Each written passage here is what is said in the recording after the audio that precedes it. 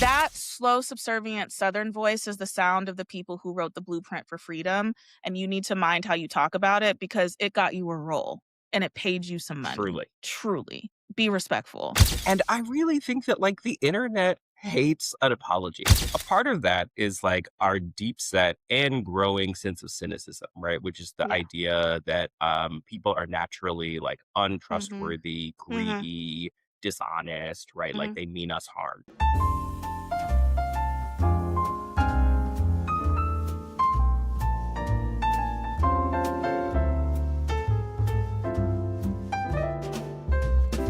Hey everybody, welcome to The Wait and the Wonder. I'm Jason Herndon. I'm a licensed psychologist. And I'm Philicia Ross. I am a licensed clinical social worker and mental health professional. This is where we take what's buzzing in pop culture and relationships, look at it through our therapist eyes, not to diagnose the internet, but to explore the nuance that gets lost in hot takes. Because usually there's more to the story. And this is what's happening. So I have one question for the culture. Why does everybody got to act up right before Juneteenth? We are filming this on Juneteenth, and everything that we have Yes, picked is because folks are acting up, right? true. The ancestors are trying to throw a cookout. The potato salad is made, if y'all like potato salad. And we have all this news. So we are filming on Juneteenth, and somehow all these folk have decided to just find ways to act up this particular week. So, Yes, that's right. That's right. So I will, as a quick reminder before we jump in, just say while we are both licensed therapists, we are not your therapists. This is mhm, not a substitute for therapy. And so if you need support, you should seek professional help, and we will make sure that there are some resources for you down in the show notes. absolutely. All right. So we have 3 topics.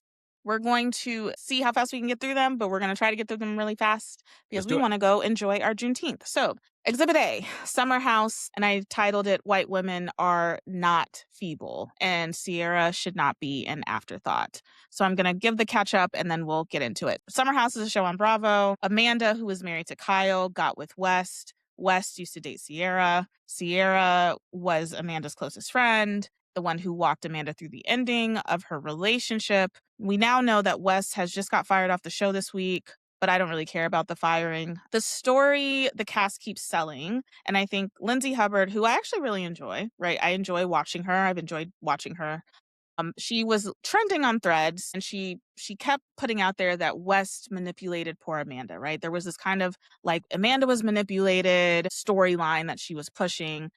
And so let me be very clear. Amanda is a 34-year-old grown woman, and she keeps like getting led by the hand into this like a toddler at a crosswalk. Like, oh, okay, well, take your time. And I'm just like, no, she made choices, right? Hmm. Yes, we all know that Wes lies. I don't know what people see in him, but we all know that he lies.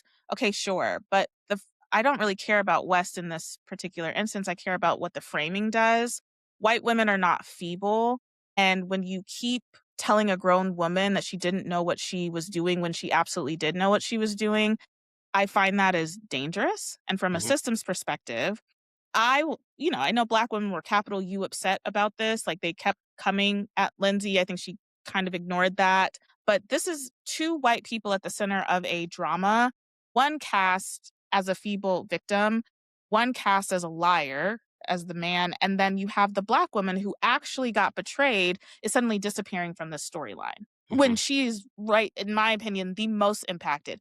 Not necessarily because of Wes, but because this was her friend. Yeah, She sure. considered her a friend, right? Ciara held Amanda down, not just from the last season, but for many seasons. And now her best friend gets with her ex, and somehow the storyline is now becoming poor Amanda. And Ciara is now becoming an afterthought in her own betrayal. That's a little frustrating for me. Yeah. Yeah, I can understand that. I mean, I think what stands out to me is that, to my knowledge, Amanda has not herself said, "Oh, I was manipulated and I didn't know what was going on, or I No, didn't know what I was doing." Right? Like, I don't think that she no. has said that. I think that she has, at least on the reunion show, like the clips that I saw, pretty consistently said, "I did know what I was doing. I did know what was going on. I maybe felt some internal turmoil Hmm. around like what I was doing, and I tried to resist it for a little while, but then I gave in and blah blah blah." Hmm. Right? And so, like, Hmm. even her own narrative is not one of like this man manipulated me, right? Though that does seem to be a narrative that we are very comfortable with, right? And I think that Yeah. there is definitely a racialized aspect here. Yeah. I think too that there is just this like sexist aspect here too. right? And I think that, people also seem to really like the idea that many men are these kind of like evil geniuses, right? Who are capable of manipulating any and all women into doing whatever it is that they want them to do. And similar to you, I don't know a whole lot about West, but I did not experience him as an evil genius, right? Who is like doing a great job manipulating and coercing women into doing things with him. I think that he lies, right? So to the extent that like lying gets women to do things that you don't, that you want them to do that they maybe wouldn't want to do if they knew the truth, sure, right? I think the thing that came up for me related to this, kind of idea was sort of I agree with the sort of racialized history of like white women either being cast as the damsel in distress or casting Yeah. themselves, right, as As the a damsel damsel in in distress, distress. Yeah. right, to avoid consequences, like that kind of thing.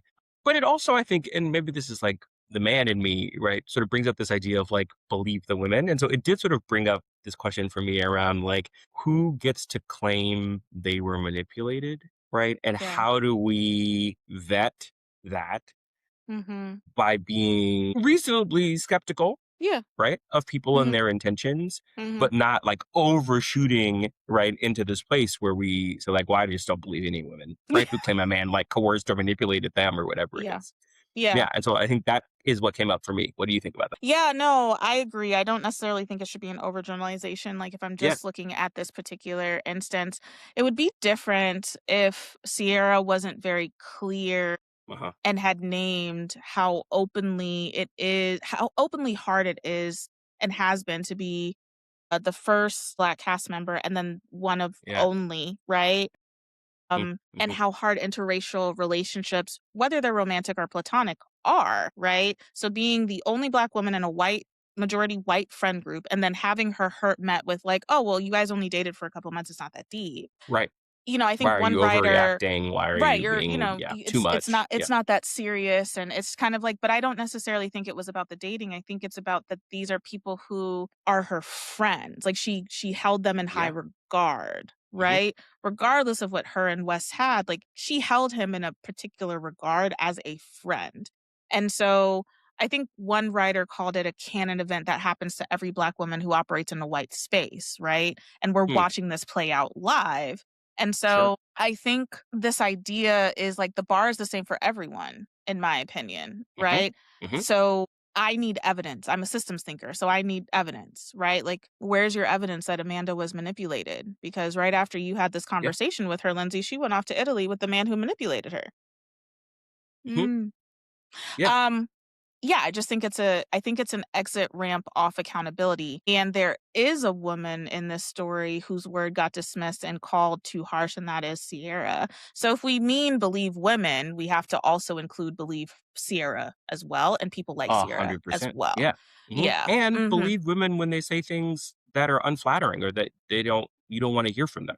Yeah. Right. So like when Yeah. she says like, yeah, I kind of knew, right? I was sleeping with my best friend's ex and keeping it a secret and I felt bad about that, but I did it anyway. Like believe that shit. Believe it.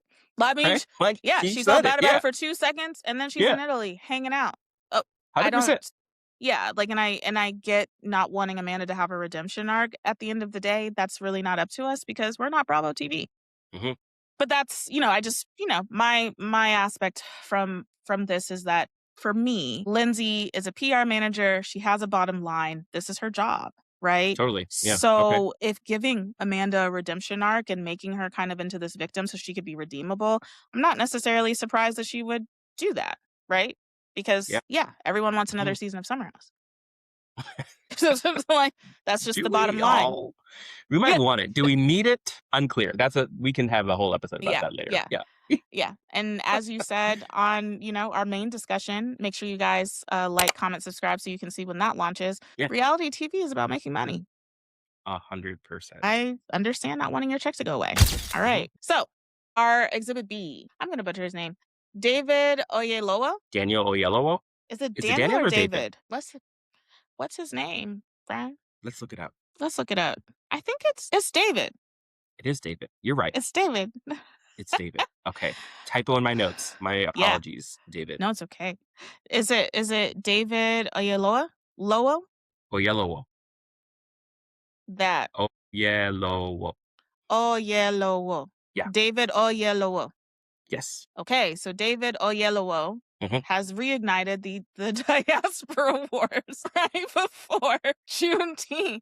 Yes. We And respect the David, pronunciation of his name and the correct yeah, name, we did. and We we don't listen. appreciate the We gave reigniting you of the more diaspora respect than wars. you gave Southern linguistics, so we need to talk. Yeah. So let's. Break it I'll down. do the catch up. Drewski did a skit a couple weeks ago, dragging how Black British actors keep booking every slavery role and every like Black American icon. Like he did the skit, right? And so apparently David went on the 154 Africa podcast. The 154 Africa podcast, I believe, has Godfrey on it, Okay. the comedian, and then I don't Yeah. know who That's the where all other that person. Lion King stuff popped off. It is. So I hope Yeah. Okay. they Got it. Yeah. recognize that there's like a little pattern here. And I think he was so this was clipped up, but he was responding to this whole thing, and his point, Drewski was making this point of like the Brits are stealing our roles, and he was saying that this beef comes from a scarcity mindset, right? Sure. And then somehow he goes into the Black Southern accent by saying, yeah, for the Black Southern accent, you have to put a lot of slavery in there. And this is quote, like this is word for word what he said. You have to put a lot of slavery in there and a little bit of subservience. And he said that with his whole chest. Hmm. That slow, subservient Southern voice is the sound of the people who wrote the blueprint for freedom. And you need to mind how you talk about it because it got you a role and it paid you some money. Truly. Truly. Be respectful. Hmm. So two things. Like one, Black Southern English and AAVE are not broken English. Two, the diaspora wars are literal harm. It like Yeah. you're naming a scarcity mindset while then also doing said scarcity mindset on camera. Hmm. So I found the whole thing very, very ironic. So let me break down AAVE, Black Southern English, for folks who don't know. It's rule governed dialects with consistent grammar and structure. It's not Yeah. broken, lazy, or slow English. And when I talk about like there's this lateral oppression that seems to happen, right? Within the diaspora, within the Black diaspora specifically. Hmm. And lateral oppression is when people who share an oppressor, which Black folks share an oppressor, white folks, whether they're British or not, there's white folks, and Spain, if you want to get technical, aim their anger sideways at each other instead of up at the system. So I will turn this over to you. Yeah. You know, I hate a diaspora war because it's just so unnecessary. And I It agree is. 100% that we should be punching up and not across. Mm-hmm. And what really stood out to me was his apology and the reaction to his apology. And I really think that, like, the internet hates an apology. It truly Yeah, does. it does. Because The yeah. internet hates an apology. A part of that is like our deep set and growing sense of cynicism, right? Which is the Yeah. idea that people are naturally like Mm-hmm. untrustworthy, Mm-hmm. greedy, dishonest, right? Like Mm-hmm. they mean us harm. Uh, Mm-hmm. And so that comes from a lot of places, Mm-hmm. and I think that that is real. Yeah. I also think that something that is real is the self serving apology, right? And like a celebrity making a misstep, doing something offensive, doing something wildly inappropriate, and then rushing to social media with an apology is almost like so cliche at this point that like no one Mm-hmm. really takes them seriously. But it Mm-hmm. does make me wonder, as someone who thinks a lot about relational repair, right? Mm. Like, can any public figure issue a public apology after doing some level of public harm that we would accept, right, as genuine? Or is it just like we're done, right? We're post apology, right, at this point as a society? What I find interesting when someone who's in the public eye or who's an actor, what we consider a certain level of celebrity, Yeah. like missteps, is that you then uncover all the things that they've ever done wrong. Like I think this was very clear when. For me, when Cynthia Erivo, who I don't know what she did, I still to this day don't have a clear idea of how she harmed Black Americans. Oh, yeah. Hmm. But I do know every time she opens her mouth, I do not know if I care. I dare say I don't know if I care because every time she opens her mouth, I think I cry to sing. I'd be sitting there like, wow, like you are so talented. Yeah.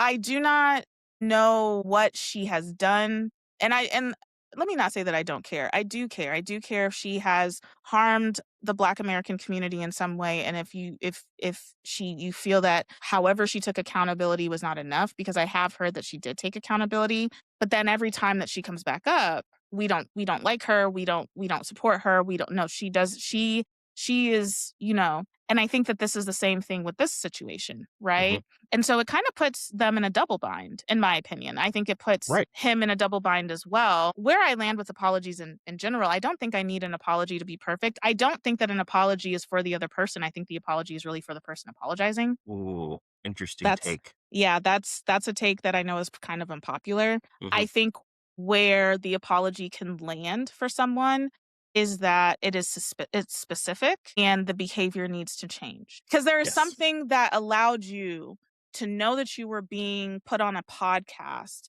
to talk about Black Americans and to respond to how this is not a new thing. There are a lot of Black Americans that do question, why are we putting Black British actors, the same Black Brits, sometimes some of them who say that Black Americans have no culture, into these very iconic roles about our history? And while I can agree with the first half of what Hmm. he said, which is like, maybe there is a scarcity mindset, maybe there is, okay. But to then doubt the very scarcity mindset that you are critiquing is very interesting to me. So that tells me that, like, are you just saying words to say words? That's confusing. Yeah. Yeah. And if you're not a Black Southerner, you do not get to set the terms on what Black Southerners find disrespectful. So if Black Southerners are telling you, no, that wasn't it, Hmm. right? Because an apology can't just be like, "Oh, I'll do better in the future." I But don't know what can't that. it? Mm, Right? Because, like, isn't that what an apology in part is saying? Right? It's like, I apologize for the impact in this moment, and I'm committing to do better in the future. But I think what the hard part is, does like, we need yeah. to see you do better in the future. But that's Right? the This thing. is, I Yeah. think, what's so hard about I apologies think with that's what's the celebrities hard about, who yeah, because I'm like, right, "Well, don't have relationships with, is what does that mean, doing better in the future?" Right? absolutely. Just that Because you'll never say this or anything like it again. yeah, I Right? think I I need mean, I don't know. Is that what we're I saying? I Maybe. guess I think for me, I would just need specifics, because what does better in the future look like if Mhm. now people are coming out and saying that you have a pattern of harm, right? Because now we're in the future after the last harm. Yeah. Yeah. Right? So I'm just kind of like, I don't know. Now, I will say I do think, no, I do agree with you. So thank you for shifting my mindset, because I do think a promise about a future is relevant if this is like a first offense, right? If it's like, you know what? And here's how, right? Here's how I will Mhm. do better in the future. I Yeah, right? I don't think a press release about the past or what you've done in the past is helpful. I don't wanna know that you went to the Humane Society before, but now you're charged with, like, fighting dogs. That does What you did before doesn't matter, because 'cause you're fighting dogs now. Yeah. Yeah. So the same here. I don't care what you did in the past. I care what you're doing now. So I just don't think I think for me, I think an apology for me doesn't land unless there's an actionable step around it, cuz then I do, and this is just me as a person, I do look at it as like, you're trying to maybe cleanse your conscience because now you Totally. got called out. Because when Yeah, you said it, I don't know if you were sorry. yeah, and I think that that's real too. I don't want to take away from it, right? Like, I think that there are plenty of people who are celebrities and who are not celebrities, Mhm. right? Who apologize because they are experiencing consequences Yeah. and not because they are actually Actually, upset sorry. by their Mhm. behavior or have any Mhm. intention of changing that behavior, right? I think my question more broadly is around, like, how do we parse that out? And are we good at parsing that out, right? Are we good at giving Yeah. people the opportunity to repair if that's what we really want? But you know me, it always goes back to me in parasocial relationships, Yeah, right? I And also so how yeah. does someone apologize and how do you see them change and repair from as far away as you could possibly be distant from another person? And I also think that I don't, from a celebrity standpoint, again, I'm not a fan of people for this reason, right? I'm not Yeah. a fan of celebrities for this reason, because sometimes to be a fan or to be in a parasocial relationship, you will ignore or try to make excuses for behavior. And I'd never want anyone to be that high up to me or put anyone on a pedestal that I cannot Hmm. see them in their full humanity, which is going to include the harm that they do. Right. So I Yeah. think that's a big part of it for me. Yeah. And I think on Yeah. an individual level, like if you were to do something and I'm like, hey, Jason, I found that harmful. You know what, Felicia, I promise to do better in the future. Here's what that will look like. I Hmm. think that lands better to me than just like, "Oh, I'm sorry. Like, Yeah. I didn't mean it."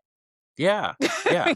And I think that you have enough the real difference is you have enough access to me Yeah. to even if I didn't say these are the commitments that I'm willing to make as we move into the Yeah. future, you could then say, "Well, wait, Jason, I need to hear. I need to What are hear the that. commitments?" Yeah. Right? And we Because you don't have have enough my access to phone number celebrities. and my email Exactly. address and my every other way to Right, contact, and right? So every way to like cut. Yeah, that's you have true. a level of access to me where you can say like, "Hey, you know, this is the part that seemed like it was missing from our last conversation. Could you add that in?" Yeah. Yeah, You and I know? don't think we have that level of access to celebrity, and I think the fact that maybe we want that level of access to celebrity is a bigger conversation. 100%. I think we also put too much hope into I was just having this conversation with my wife earlier this week that I really think that celebrities are people, celebrities, they just like us, right? And what I mean by that is like many of us do not have the range to Mm, talk about a lot of these ideas and concepts in a meaningful and important way. yes. And what we can see sometimes with celebrities is the use of the language and the visuals of Mhm. activism in a way Mhm. that is actually divorced from the ideologies that go along with that activism, the philosophies that go along with that activism. And I actually think that that's how we get to this place where we can say in one breath, we're like, well, that's based in this scarcity mindset, followed by, and y'all ain't nothing, no way, right? Kind of a thing, right? And it's like, yeah, right? Like the It literally was ideology is that. divorced, right? Right? It From this literally was idea, that. right? Like Yeah. you maybe heard an activist say, like, this scarcity mindset idea, and Yeah. you took that, right? But you didn't understand it Only deeply, for right? you And to not meaningfully. comprehend Yeah. In a way that you and could then just apply it, right? And that yeah, literally the exact same situation a moment later. exactly. Yeah. I do wanna know, Black Southern fam, like, put us on, what does your accent carry that nobody outside the culture could, like, ever hear in it? I'd like Hmm. to know that in the comments below because Please we do do. wanna honor you and I would uplift love you. to hear that. Yeah. I too would love to hear that. Yeah. Okay, our last Yes. one, which I'm very happy for Hmm. this person. Lil Nas X, Yeah. Black, gay, and bipolar on Yes. hard We mode. should Yeah. start by saying Yeah. we are not including Lil Nas X in the why are people messing No. up in Juneteenth. That is 'Cause not he what did we are not saying. no, we're Yeah. ending on a positive note. So that is We are. done at Yes. Mhm. Mr. Scarcity Mindset. Yes. We are now Yeah. in, "Yay, we love this person" mode. Yeah. That's right. Mhm. So let me, this one is not about foolishness. It's the one that we're holding very gently with a lot of care. Yeah. Quick reminder, as Jason said, we are licensed, but we are not your clinicians and we are not Monteros. So this is perspective. This is not a diagnosis. And Mhm. if you are carrying something heavy as you're listening to this particular part of our video, or watching this particular part of our video, please reach out to someone you trust. We will have resources in the show notes and down below. So Lil Nas X shared this week. He came and he said, "Hey, everybody." And it's a very beautiful video. I will It try to find is. it so that people can watch it. It's just beautiful that he has been in rehab for a few months. He has a therapist and a psychiatrist, and he did get a bipolar disorder diagnosis. He said he had suspected it for a while. He just didn't want to admit it because, he didn't want meds and didn't want people to look at him different. Then he joked, "I'm already black, gay, and bipolar. I'm living on extreme hard mode." Mhm. So, for those who don't know, bipolar disorder is a mood condition which shifts between very high energy, aka manic states, and sometimes very low depressive lows. I see a lot of individuals with mood disorder. It is one of my specialties. I really, really love working with folks, and I work particularly with Black folks and non Black POCs with mood disorder. So, this hit me close to my heart. So yeah, I think there's a lot of fear. We are soon to be in July, which is Black Mental Health Month, and the fear he named is not a him problem. I think it's a culture problem as well. The fear Mhm. of meds, the fear of being perceived differently because you have a mental illness. There's a stigma, and then you have like kind of this is who I'm supposed to be as a Black person. This is who I'm supposed to be as a Black man. Then on top of that, he is gay, right? All these intersections, all these intersecting identities. And so this mask, for him to finally take it off and name it out loud as a Black queer man coming up on Juneteenth is really, it was really beautiful to see. It's its own kind of freedom. Yeah, I really was so happy to see him. Yeah.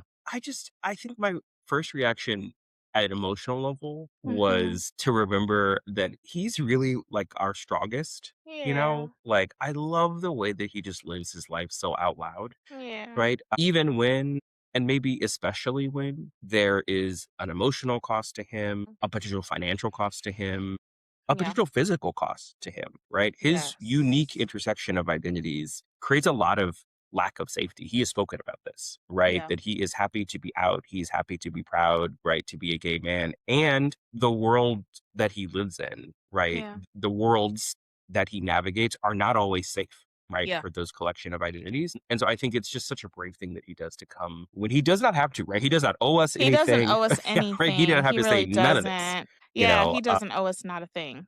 Yeah, Mm-mm. I just watched a really interesting video, like, right before we started recording of Queen Latifah talking to, I think, Angela Yee, just about her, no, Angie Martinez. "Can I get a drink on Friday?" Anyway, throwing it back. People forget that Angie Martinez A had brief a hip-hop career. There brief were some hip hop problems there. We career. could talk about that some other time, but moving right along, she's real comfortable with the N-word. We're not gonna worry about that. So, I think that another way of being, right, is kind of what Queen Latifah was saying, which is that Mhm. I have a private life that I keep private, and I don't owe any details about that life to people I don't actually know, right? And so Yeah, he could do that, and I think he that could. that would be okay.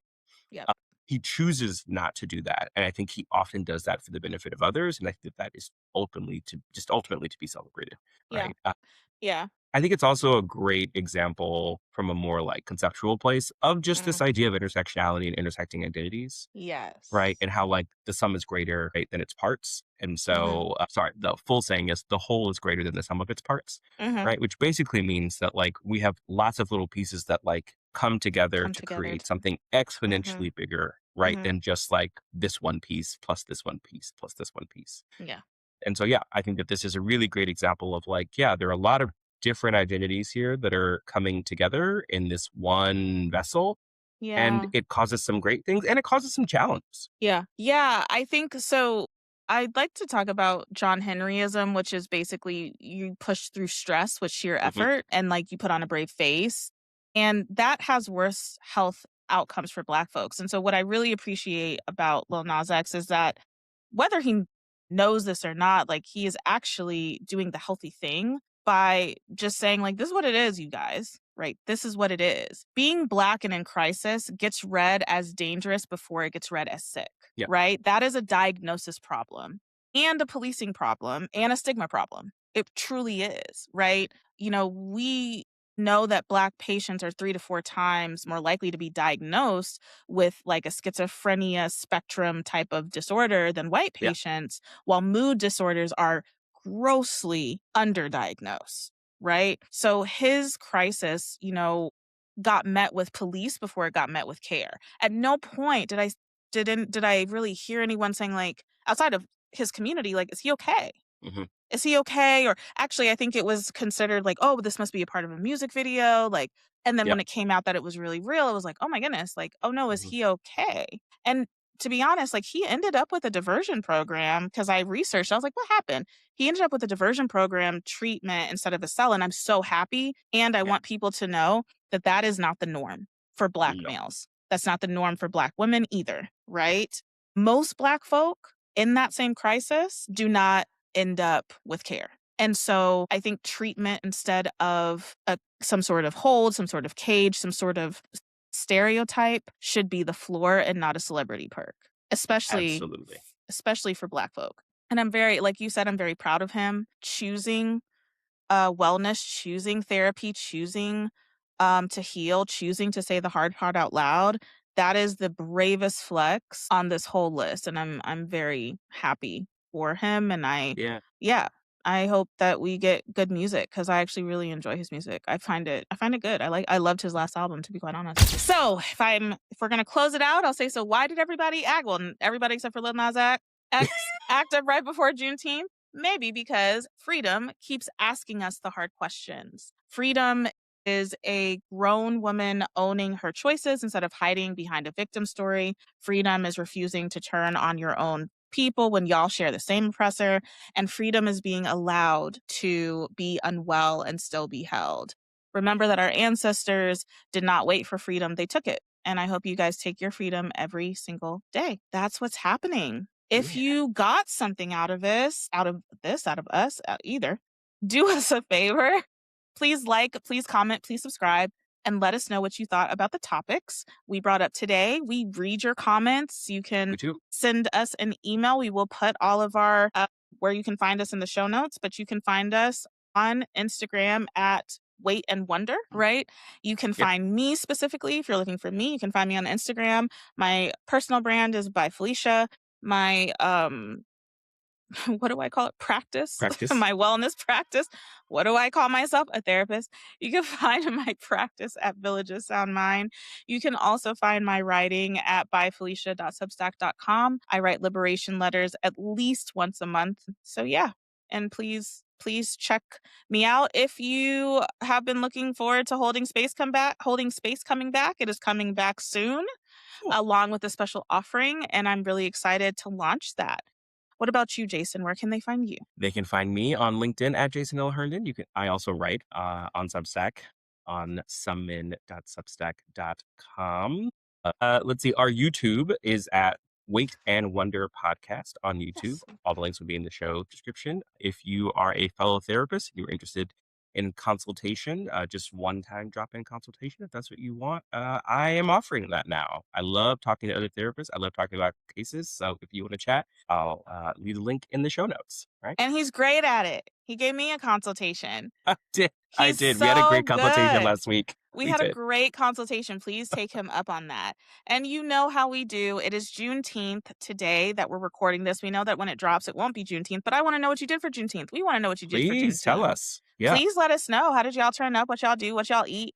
I'm very nosy in that way. And My wife made some deviled eggs earlier.